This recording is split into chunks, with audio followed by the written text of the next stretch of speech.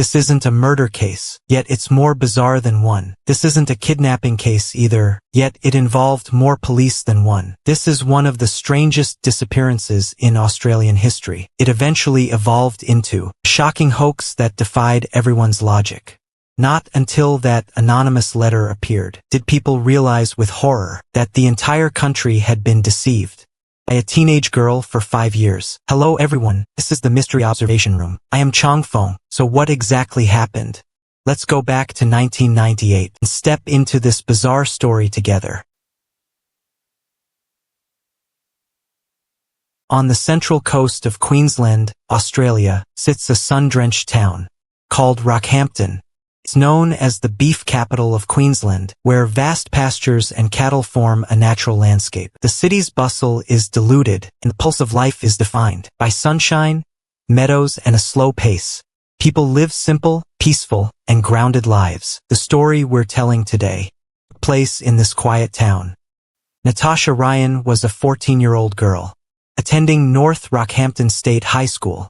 She was born on May 9, 1984, into an ordinary family in Rockhampton. Her parents had 3 children in total. She was the second child, with an older sister and a younger brother. As a baby, before she could crawl, she could already toddle around, so her father nicknamed her Grasshopper. Natasha was quiet, soft-spoken, and didn't really like sports. Though she seemed very obedient, she was actually quite rebellious inside. She liked to keep things to herself and didn't share them easily. Even her family found it hard to truly know her.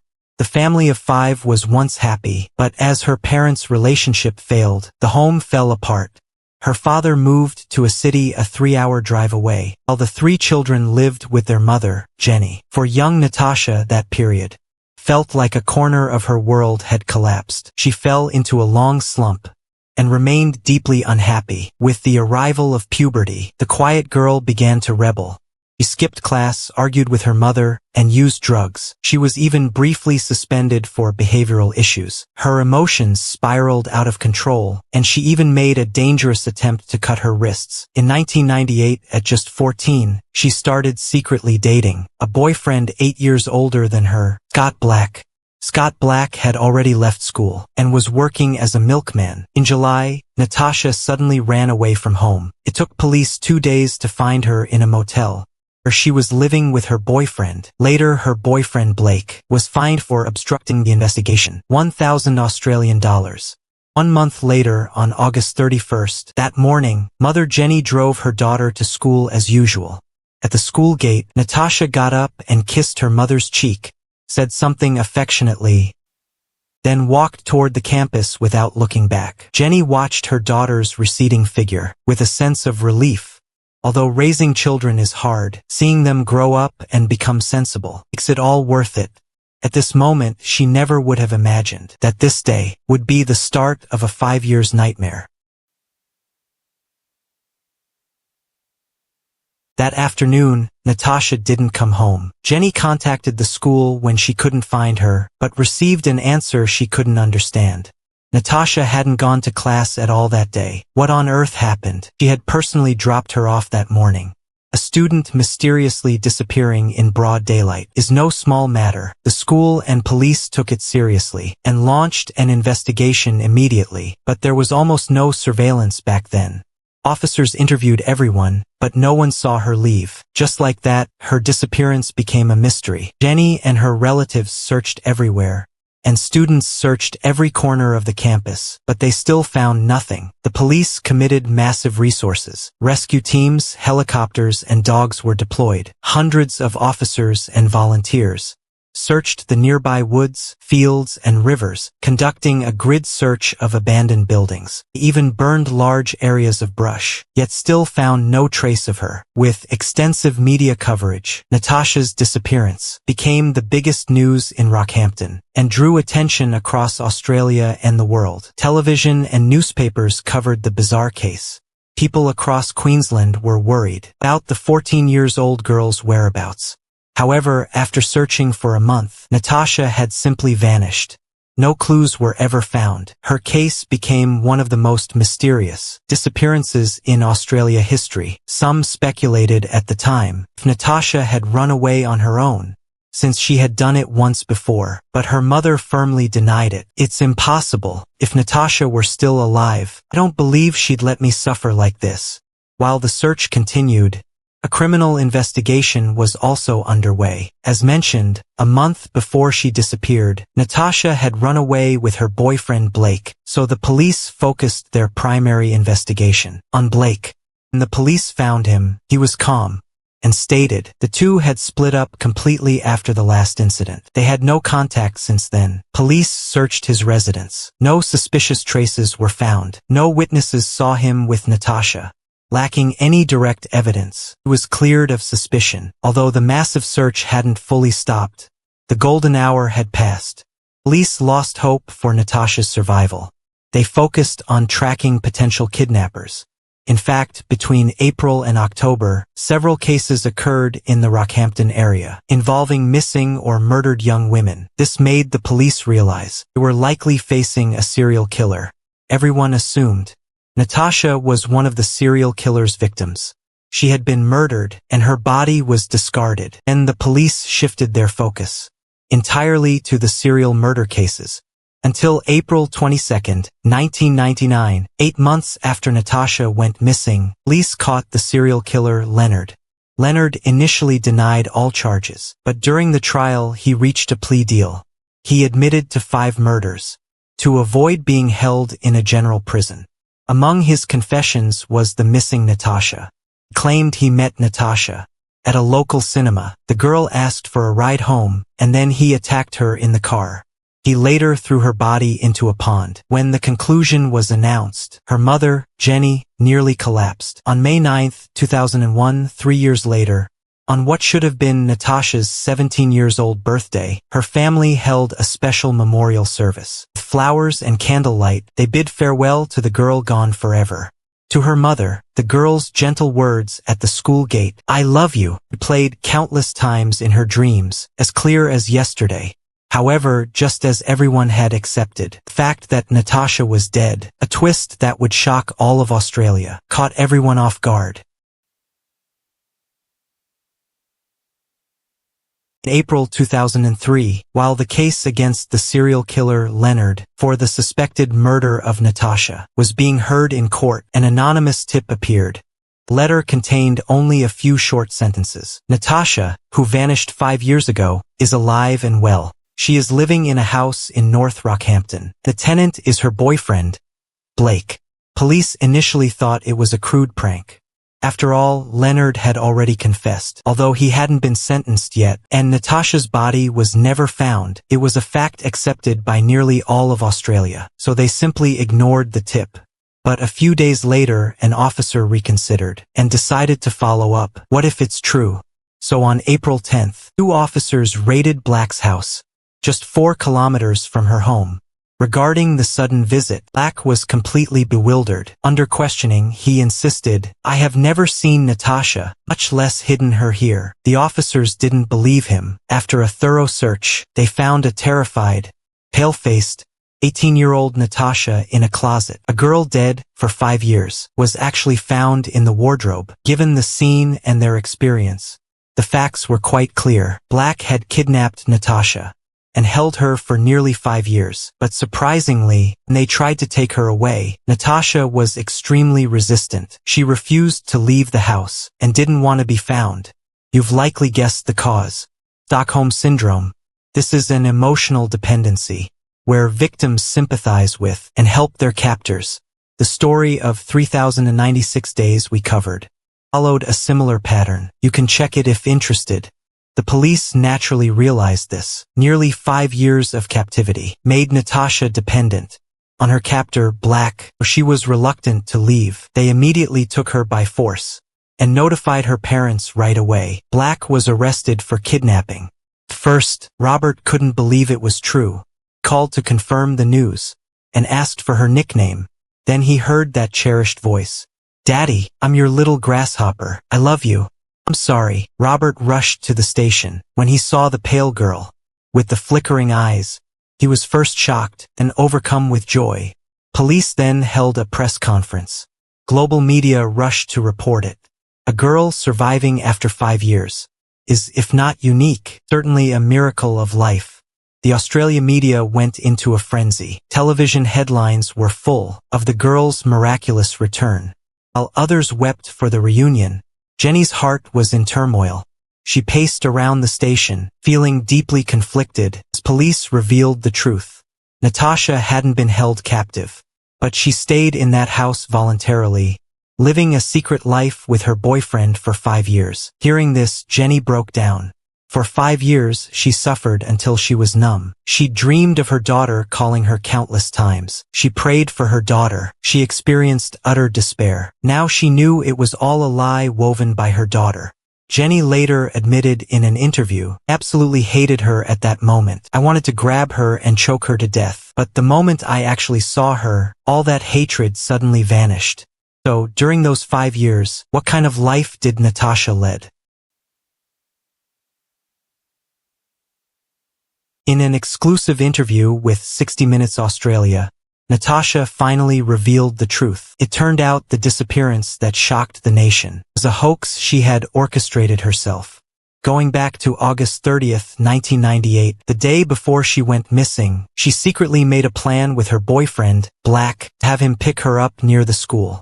After parting with her mother, she didn't head to class. Instead, she ran to her boyfriend without looking back. The two of them quietly returned to Black's rented house in Yapun. This is a seaside town, famous for its beaches and natural scenery, known as the Maldives of Australia. Of course, it wasn't very far from Natasha's home, just over 30 kilometers away. At 14 years old, Natasha made a shocking decision to live in the shadows from then on. Except for Black, there was no one else in her world.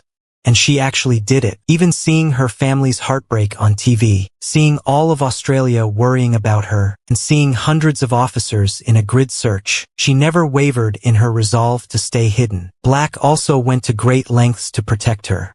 Thick curtains hung over every window. No women's clothes were ever dried on the balcony. He tried his best to keep outsiders out. He shopped carefully, avoiding women's items, and was even extremely cautious about the trash. 1 day, 1 month, 1 year, 2 years went by.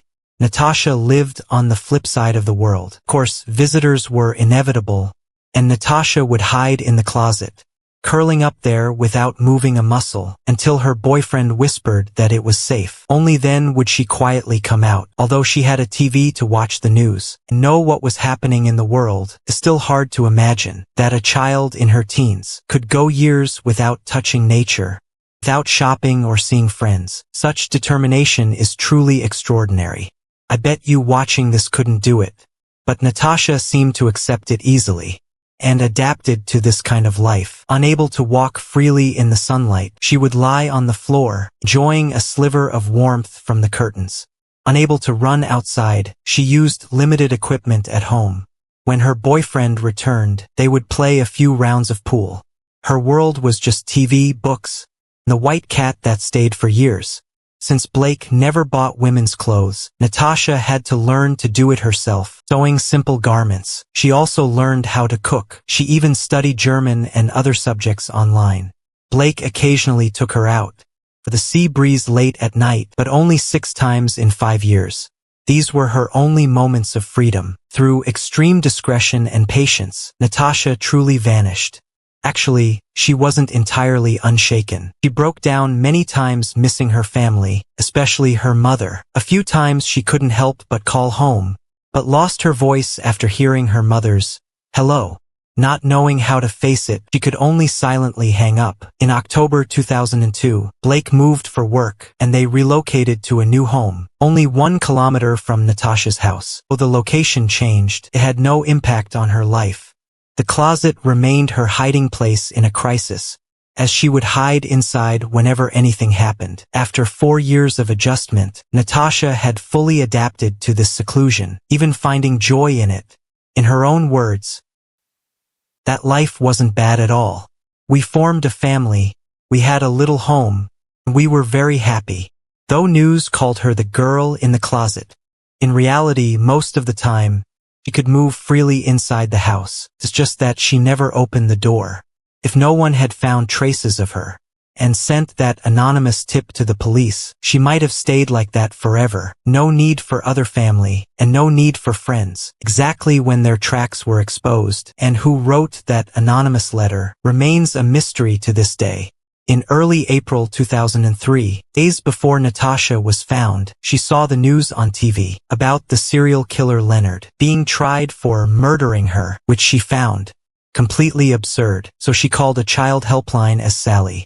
She vaguely stated on the phone that she was the girl who vanished 4 years ago. She was still alive and living with her boyfriend. Seeing someone tried for her murder made her feel so guilty that she called to clarify the situation. Staff passed the message to the police, but the female officer soon went on leave. As a result, this key lead was not followed up in time. If only the police had acted immediately, they might have found her days earlier. Of course, regarding the case as a whole, those few days didn't change the outcome. Serial killer Leonard's sentence was not affected. On April 11, 2003, the day after she was found, the prosecutor made an announcement. I am pleased to inform the court, Leonard is not guilty of Natasha's murder. Here is the interesting part. Natasha later testified in person. She told the judge, I have never seen Leonard, and he doesn't know me. Murdered victim suddenly appearing in court. She personally proved the killer's innocence. This was likely a first in judicial history. Leonard was not involved in Natasha's murder, but he was sentenced to life for other crimes. His prison term remained unchanged. I know you must have a question by now. Why would a 14-year-old girl? Why make such a shocking decision? What exactly was she fleeing? Where did that resolve come from? In media interviews, Natasha admitted the truth. She was troubled by her parents' divorce and school. She felt full of anger toward reality. During that confusing time, the only person she trusted was her boyfriend, Black, never judged or restricted her. Being with him, she felt unprecedented freedom and peace. As time went by, she did think about returning, but the lies snowballed. She didn't know how to stop. She simply chose to keep hiding. She recalled, I was terrified of the consequences. I thought I'd be sent to prison. I thought I'd be sent away to jail. Or somewhere even worse than prison. When police arrested Black for false imprisonment, Natasha nearly collapsed. She desperately defended her boyfriend. He never forced me to do anything. It was all my idea. He told me to call home many times over 5 years, but I was too scared. He was always protecting me. I'm the one who should be punished. She even stated publicly she would marry him if she could. To her, Black was the only choice in her life. Natasha finally returned to her mother, Jenny. Although her mother was resentful at first, blood ties eventually triumphed over everything. Gap between mother and daughter soon dissolved. She lived under the same roof with her siblings again. It was like time had turned back. Everything returned to the way it was. This should have been a heartwarming end to the story. However, as the truth of the hoax was revealed bit by bit, the tide of public opinion turned abruptly. People no longer called her the miracle girl, but rather the lying girl. No one felt any more sympathy for her. There was only one-sided blame and anger. After all, the police and volunteers had spent years on a grueling search for her, wasting massive amounts of manpower and resources. According to statistics, the search cost at least 500,000 Australian dollars. Some people expressed their fury, saying, she put her family and friends through hellish torture. She watched her family's hearts break on TV. Yet remained completely indifferent. It was simply cold-blooded. This wasn't just a teenage prank. This was a crime of deceiving the entire nation. As the public outcry escalated, people began demanding legal accountability for the couple's misleading of the investigation. The police then formally filed a lawsuit against them. Meanwhile, the media swarmed like sharks smelling blood. Natasha became a national focus overnight. Facing a flood of interview requests, she eventually chose to sell her story for 120,000 Australian dollars, exclusively to the 60 Minutes Australia program. In fact, monetizing such stories is not uncommon in the West. In 2005, the Rockhampton District Court ruled that Black obstructed the investigation by lying to the police. He was sentenced to 3 years in prison. A year later, he was ordered to pay $16,000 in costs, along with an additional $3,000 fine. As for Natasha, she was found guilty, causing the police to launch a false investigation. However, she was only fined $1,000. In September 2008, Black was released on parole after serving 1 year. He and Natasha held a low-key wedding. To prevent harassment from angry individuals, the wedding was held in secret, with only 35 guests in attendance. Ironically, they sold the wedding photos and story for $200,000 exclusively to the magazine Woman's Day. After that, Natasha and Black faded from the public eye. Even with their intentional low profile, the criticism against her never stopped. After all, putting on such a farce, while wasting national resources, and repeatedly profiting from it, made it hard for anyone to like her. There was only anger. Media coverage at the time was also overwhelmingly negative. The girl in the cupboard became her inescapable label. To this, Natasha responded, "I'm tired of being Natasha Ryan, the girl in the cupboard. I made a mistake. I'm sorry I hurt my family. Now I want a new life." She wanted to leave the past behind. Natasha changed her name to Tash Blake. She finished her studies quietly. She became a radiology nurse. She and her husband had 3 kids. They lived a quiet, ordinary life. She stopped giving interviews. She rarely appeared in public. She thought it was finally settled. But years later, things changed. Her name hit the headlines again. It was June 2nd, 2024. 40-year-old Natasha vanished again. Her family was very anxious. She walked to the club that morning. She vanished near the Rockhampton club. She ignored all calls and texts. Police searched the golf course. People remembered her history. They thought it was another stunt. But the outcome was unexpected. This time, she was truly gone. Police eventually found her. They discovered her body. She was 40 with no major illness. Her sudden death was abnormal. The police issued a statement. A forensic exam was conducted. There was nothing suspicious. No foul play was involved. The family kept the details private. They held a quiet funeral. The news sparked a media frenzy. Some even called it karma. Her family and friends responded. She was just an ordinary person. She was a loving mother. She had a decent job. She only wanted a peaceful life. Remember her for who she was. Let's look back at the event. Her behavior was quite rebellious. The public condemned her. But we should think carefully. What did that young girl endure? What did she go through? Why did she choose to vanish? It seemed like reckless rebellion. To her, it was different. It was her only path to freedom. She later shared her reasons. "I know why I left. I'm not sure if my family knows. They might not know the reasons. Explaining now is pointless. Nothing can fix the damage. I caused my family so much pain." These words were quite cryptic. They hint at family issues. There were unhealed rifts. Many teenagers feel this way. They often defy their parents. They resent strict discipline. They even think of running away. Sometimes a child chooses to vanish. It's not just to escape parents. It's more than just school. Rather, never truly understanding her world. No one has the perfect answer to parenting. But perhaps true presence and understanding. These are the salvation a child craves most. One last thing before the video ends. I've launched the membership channel. Restricted, graphic, and air crash content will be there. If you want to see more, feel free to join. I'll see you in the next one.